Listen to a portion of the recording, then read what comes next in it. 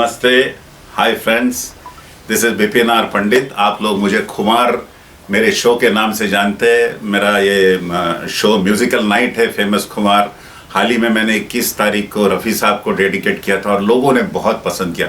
5.5 घंटे शो चला और आधा घंटा उसमें एक थोड़ा सा ब्रेक भी दिया था, तो 6 घंटे का शो हो गया। लेकिन फिर भी मुझे अनाउंस करना पड़ा कि शो अभी ख़त्म हो गया। तब जाके लोग गए, ये रफ़ी साहब का जलवा है, रफ़ी साहब का जादू, मैंने कुछ नहीं किया और भगवान का आशीर्वाद है। और वही खुमार भरी बातें, मेरा यूट्यूब चैनल है, उसको भी आप बहुत प्यार दे रहे हैं। तो आज मैं यहाँ पर आया हूँ रफ़ी साहब के म्यूज़ियम में, और मैं यहाँ पर पहले भी आया हूँ। हर बार जब मैं यहाँ पर कदम रखता हूँ तो आई गेट गूज़बम्स। एक तरह से आंखों में से आंसू भी छलक जाते हैं, क्योंकि हमारा प्यार है, हमारा लगाव है रफ़ी साहब से, बेइंतहा मोहब्बत है। मैं तो एक अदना सा छोटा सा भक्त हूँ। इस दुनिया में करोड़ों लाखों बेशुमार भक्त हैं जिन्होंने घर में मंदिर बनाए हैं। बहुत से तो मेरे सारे दोस्त है, ये सारे रफ़ी साहब के भक्त। And this popularity is not confined only to India, it has crossed the boundaries and it is global all the way. ये इसलिए है कि रफ़ी साहब को मैं एम्परर ऑफ प्लेबैक सिंगिंग कहता हूँ। अगर भगवान की कोई आवाज़ है तो मैं कहूँगा वो मोहम्मद रफ़ी साहब की आवाज़ है। अगर भगवान मेरे सामने आए और गाएं तो वो निस्संदेह रफ़ी साहब जैसा गाएंगे, ये मेरा विश्वास है, मेरा ईमान और मेरा एतबार बोलता है ये। और जहाँ तक मैंने गायकी को जो समझा है, किसी की आवाज़ बुलंद है, किसी की आवाज़ भारी भरकम है, इसका मतलब ये नहीं है कि वो सबसे बेहतरीन सिंगर है, कोई डोमिनेट करता है।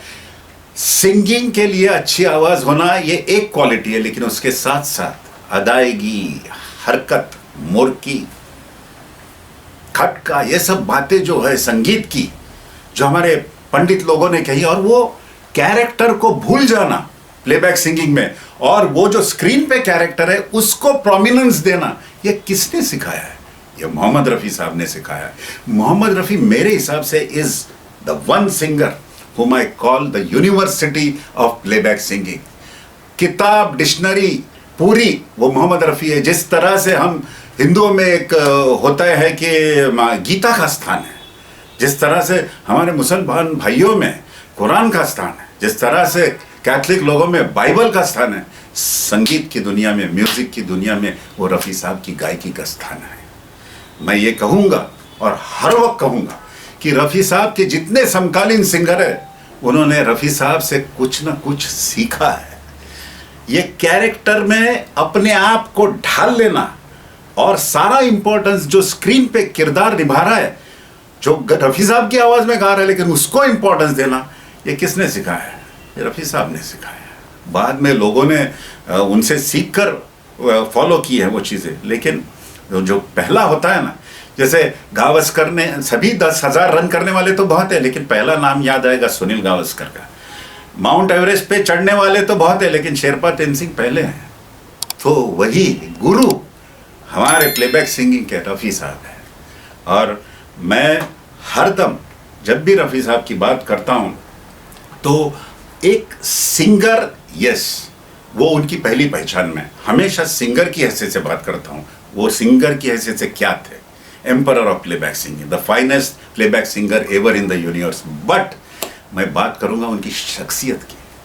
क्या क्या सीख दिए, ज़िंदगी किस तरह से जीते हैं, ये रफ़ी साहब ने सिखाया है। दूसरों का भला करना, भला करते वक्त धर्म, जात पात से उठकर सब कुछ भूल जाना। और यह भी क्या मिसाल है कि वो एक इतनी बड़ी पर्सनैलिटी थे, लेकिन कभी भी उन्होंने ये जताया नहीं। बाहर टूर करते थे अपने साजिंदों के साथ, तो कहते थे कि मेरे साजिंदे वही रहेंगे जहाँ मैं रहूँगा। ये उनको जो इंसानियत भगवान ने बख्शी थी। और फर्क नहीं पड़ता है रफ़ी साहब को कि वो नंबर 1 सिंगर है या नहीं है, एक सूफी संत है वो। He wouldn't have been bothered what is his status in the world of playback singing. He would have been the same. He would have been the same godly person, the same saintly person that he was. And in that sense, nobody can touch him. He is incomparable, absolutely incomparable. अरे आप south में देखो, Yesudas, SP Bala Subrahmanyam, Jayachandran, SP Bala Subrahmanyam, Yesudas, 15 national awards. whom do they worship? Rafi sahab, Kishore da, Manna Dey, Mukesh, Talat Mahmood, Manna Dey sahab और ये हेमंत दा. महेंद्र कपूर तो खैर शागिर्द थे, डंडा बंधाकर शिष्य हुए थे और उनको फॉलो किया. और क्या रफी साहब की देखो, ही नेवर फेल्ट इनसिक्योर. अपने जिंदगी में, अपने करियर में उन्होंने एक ऐसा लेजेंड दिया इंडस्ट्री को, ये उनका बड़प्पन है. कितनी लेडीज सिंगर के साथ उन्होंने गाना गाया, ये भी देखो. कभी इनसिक्योर नहीं, इत्मीनान था, भरोसा था खुद पे. He never felt insecure. किसी मेल पे प्लेबैक सिंगर के साथ गाया तो गा रहा हूं मैं. मन्नाडे साहब हो, जिनके साथ उन्होंने बहुत गाने गाए, किशोरदा के साथ बहुत गाने गाए. ये क्या भाईचारा था. वो सारे लेजेंड से एक दूसरे को बहुत रिस्पेक्ट करते थे. और यही हमको सीखना है कि म्यूजिक के वर्ल्ड में कोई जात पात, कुछ धर्म मजहब कुछ नहीं होता है. बस सभी से प्यार करो, ये संदेश दिया है रफ़ी साहब ने. कितनी बड़ी बात कही है रफ़ी साहब ने. मैं तो कहूँगा कि रफ़ी साहब को जो भी अवार्ड, किसी भी स्तर का अवार्ड आप दो तो वो अवार्ड का मान बढ़ेगा. ये मैं दावे के साथ और डंके की चोट पे कहता हूँ. और मेरे लिए तो इस कंट्री का सबसे बड़ा आइकॉन मोहम्मद रफ़ी है. अक्रॉस द फील्ड्स, क्रिकेट कहो, फिल्म कहो, एक्टिंग कहो, पॉलिटिक्स कहो, जो भी कहो, there is no better icon than Mohammad Rafi sahab. ये मैं कहता हूँ. और बड़े विश्वास के साथ और बड़े इत्मीनान के साथ और बड़े दावे के साथ मैं ये कहता हूँ ये बात कि रफ़ी साहब जैसा बड़ा आइकॉन मैंने इस देश में नहीं सीखा. और मैंने भी उनसे बहुत बातें सीखी है. एक भी तस्वीर में कभी वो बिना मुस्कुराए नहीं दिखे. चैलेंज हो गई थी जब उनके सीरियस सॉन्ग्स का एल्बम निकालना था कि रफ़ी साहब की संजीदगी कोई तस्वीर है क्या, कोई संजीदा दिखने नहीं मिला. क्योंकि वो मुस्कुराहट भगवान ने दी है. वो मुस्कुराहट, वो सुबह ब्रह्म मुहूर्त पे उठना, रियाज करना, ये सब क्या, ये एक स्पिरिचुअल इंसान है. क्यों हमारे उत्तम सिंह कहते हैं कि रफ़ी साहब जब आते तो ऐसा लगता था कि उनके साथ कोई और आया है, कोई पावर चल रही है. ये कौन है? पावर वो चल रही है जो भगवान है साथ में. वो नूर, भगवान का नूर और अल्लाह का नूर छलकता है चेहरे पर. आप समझ सकते हो कि ये इंसान मामूली इंसान नहीं है. ये थोड़ा सा इंसान, नॉर्मल इंसान के स्तर उनका ऊपर है 100%. क्यों सत्य साई बाबा ने मनोज कुमार को कहा कि रफ़ी साहब को मेरे आश्रम में लाओ. मन तरसत हरि दर्शन को आज रिक्वेस्ट की भजन गाने की, और 1-1.5 घंटा गाते रहे मुतमईन हो करके. तब सत्य साई बाबा ने कहा मनोज को कि ये भगवान की आवाज़ है, ये इंसान, ये भगवान खुदा का नेक बंदा है. और इसलिए मैंने सिर्फ रफ़ी साहब को आग्रह किया कि रफ़ी साहब को मेरे आश्रम में. ये मोहम्मद रफ़ी है. अवार्ड्स और ये सब, ये अपनी अपनी जगह है, मायने. ये रिकग्निशन है. इंसान के काम का रिकग्निशन होना ही चाहिए. हर किसी को चाह होती, किसको नहीं होती अवार्ड्स की चाह. लेकिन I think Mohammad Rafi went far beyond what a normal man thinks.